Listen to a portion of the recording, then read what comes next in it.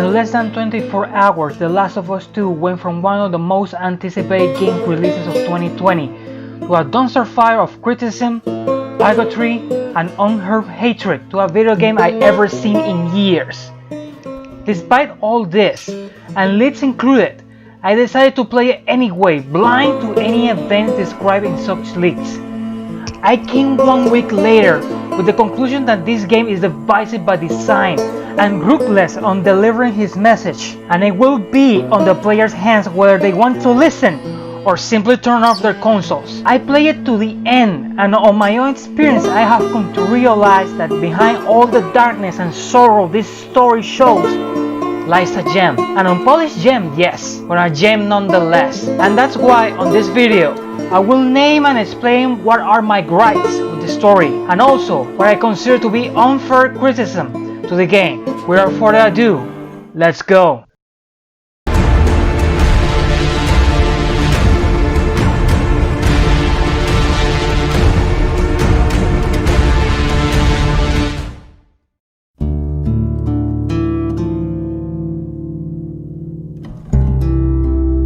This is the most recurring criticism I have seen from different reviewers that are not simply vomiting hatred all over media about this game, and I for one agree with this point. This 30-hour game has the uncanny ability to align itself with the emotion and mental state of the player, and sometimes it deliberately says, screw you, this is my story, not yours, so fuck your feelings, here's Abby's side of the story. Now let me be clear, I may be one of the few souls out there that actually loves and agrees with getting Abby's side of the story.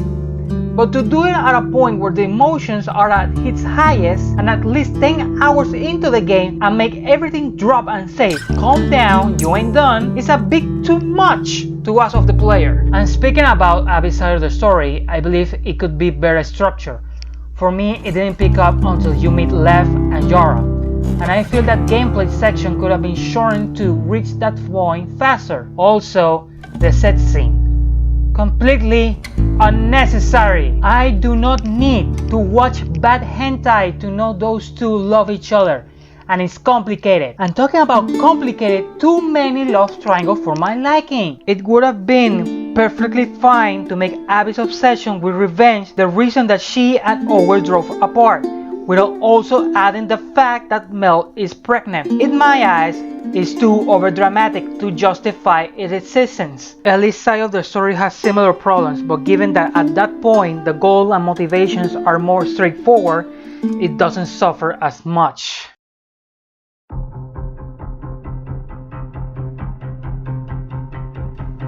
The Last of Us franchise relies on a subtle way of expression of the characters to deliver exposition of their motives, feelings, and ideals.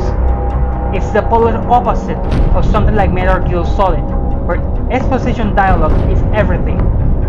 This style of writing is great when the story is character-driven because we have blank slates we call characters that allow the player to interpret such characters with the few dialogues they give. Here lies the problem. Abby is not a blank slate. By the time you get control of Abby in the second half of the game, she is the most hated person on the entire planet. So she begins with a disadvantage, given that the player more likely doesn't care what she has to say. And on top of that, you ask the player to look closely at what little she says, the result being that most people will willingly disconnect from her. This issue is no better shown than when Lev and Yara in their respective turn asks why Abby is going so far for them, and Abby simply replies with guilt.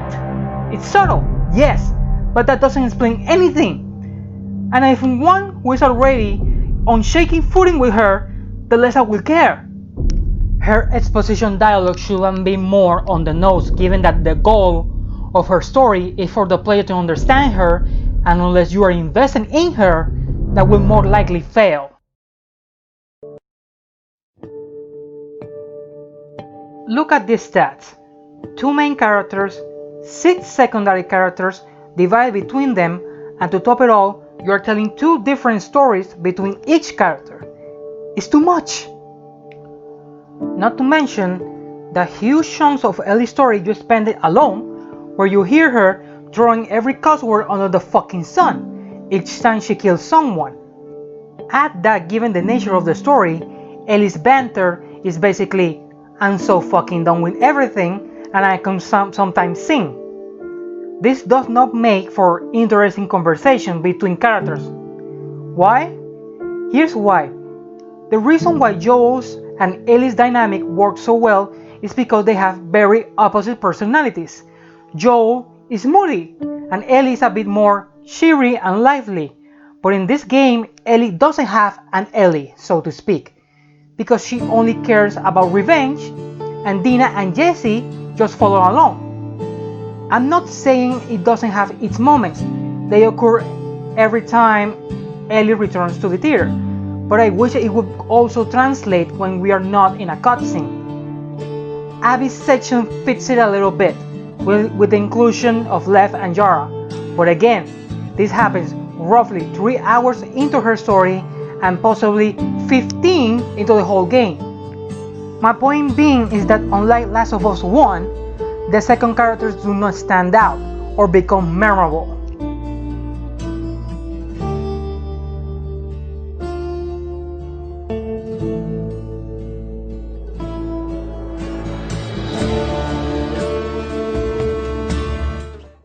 Okay, let's address the elephant in the room. I don't think anyone, including myself, actually enjoy and liked seeing Joel being mauled to death. But to go as far as saying that this was lazy writing done just for shock value or was disrespectful to the character is bullshit, plain and simple. 1. It can be lazy writing because Joel's death is the foundation of the whole story, so even in death his presence is felt, and it wasn't completely luck because Abby was going in that direction anyway. And if you want to talk about lucky, go back to see how you met Bill in the first game, or better yet, how you met Sam and Henry in the first game. Nothing but luck, nothing by chance. The scene was shocking, yes, but it wasn't done purely for that. Let me paint you a scenario. When Sarah died in the first game, you felt sad for Joel, but you didn't feel the pure desolation and loss that Joel felt at that moment, because guess what? You only knew Sarah for 15 minutes max. There is a disconnect between player and character because for us, Sarah doesn't mean the same to you than to Joel, but Joel means the same to you that it means to Ellie. And when you see him die, congratulations! You and Ellie are so in sync emotionally that it's almost scary. This is what a quest for revenge should feel. Like not only being alone for the ride, waiting for the cool explosion, like it's Fast and the Furious. And finally, the last point, that Joel's death was quote-unquote disrespectful. Allow me to remind you in what world The Last of Us throws you in. It's a dystopian future where civilization as we know it has fallen, and the only golden rule that prevails is survive or be killed. It's a cruel war, it's a cold war with no heroes, where in the first game you witness people becoming hermits like Bill just to survive, where a boy like Sam dies after being shot by his own brother because he got infected the day before and didn't tell anyone. Oh, and by the way, that brother that shot him? We know. Oh my god. Yeah, committed suicide. So if you're going to speak about being disrespectful, understand this. You do not control the world of The Last of Us. This isn't an RPG with player choice. The world, it is his own living being, and it acts like it's supposed to, where anyone can be its prey if you fucked up. And Joel fucked up. He has a dark past. He hasn't been righteous in the last 20 years. He had loose ends, and those loose ends came back to hit him with a fucking golf club. He is the protagonist of the first game, not the protagonist of the whole franchise. That is like saying that Ezio is the protagonist of the entire Assassin's Creed franchise because he is the most memorable. Joel's story was told in the first game. He overcame his grief and became hopeful of the future. And by God, I cannot stress this enough how much of an awesome character he is. But he shouldn't get a hero's death because he is no hero, and because it wouldn't have the impact his actual death had, which would deny the entire purpose of his death, to feel the emotions and feelings that Ellie felt at that moment. By all means, love a character, but please don't put it in a pedestal just because you like him. He wasn't perfect. He's beyond perfect, and he got what he deserved.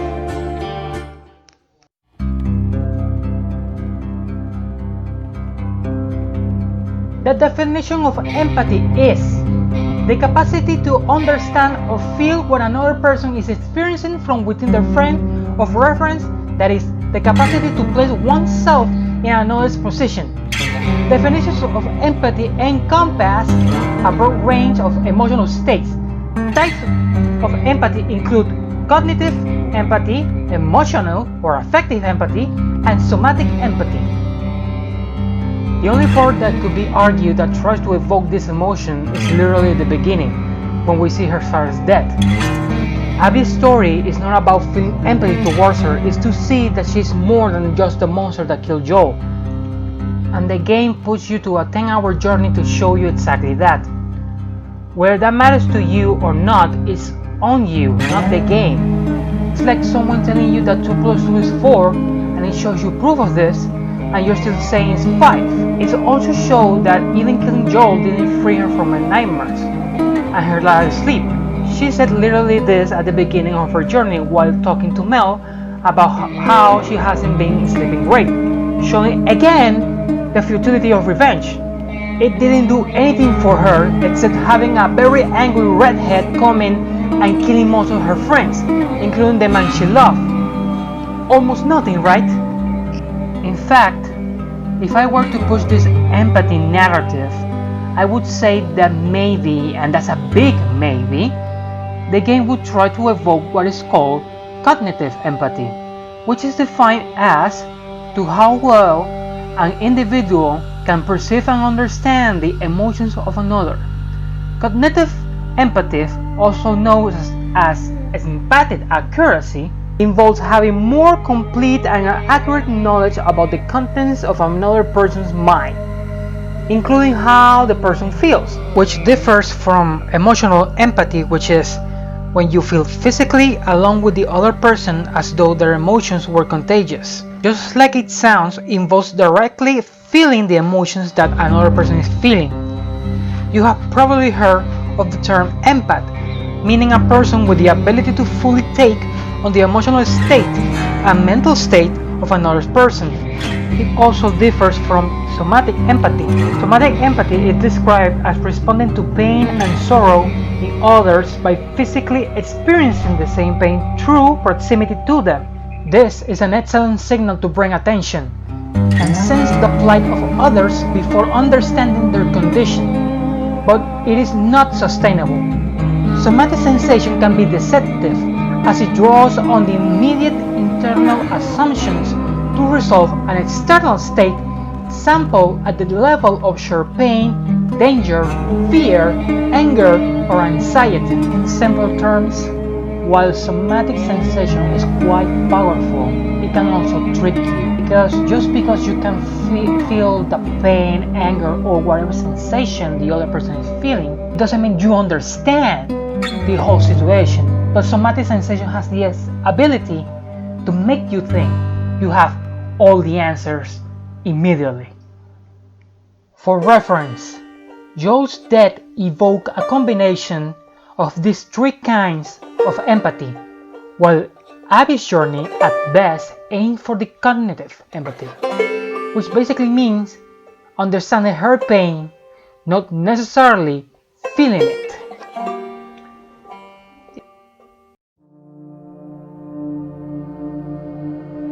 If after a 30-hour journey on a game that shows you again and again the futility of revenge and basically how it destroys both Ellie and Abby physically and mentally, you still think the best thing for Ellie is to kill Abby I question your sanity. At this point, you're doing it for your own satisfaction, not Ellie's sake. And thank God it's not a player's choice, but it's Ellie's choice.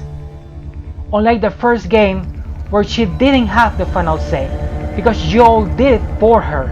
In this game, Ellie takes control of her own life and makes the choice Joel wouldn't, because you know damn well he would have killed Abby in a heartbeat, Lev included. She no longer pretends she is Joel and do what her heart tells her, and shows the quality we fell in love with in the first game.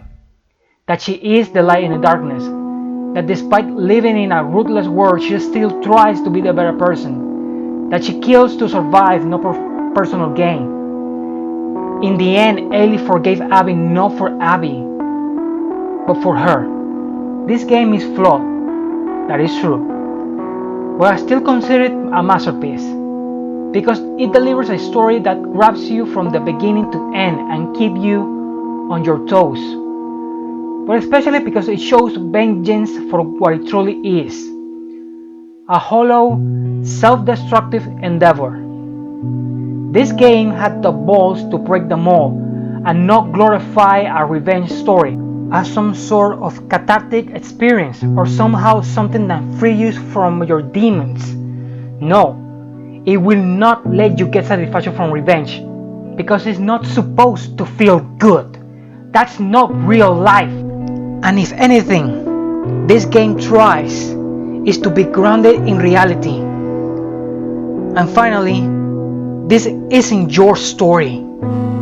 This isn't my story. This isn't the player story. This is Ellie's story. And we are only here to interact and to witness that story, not decide over it.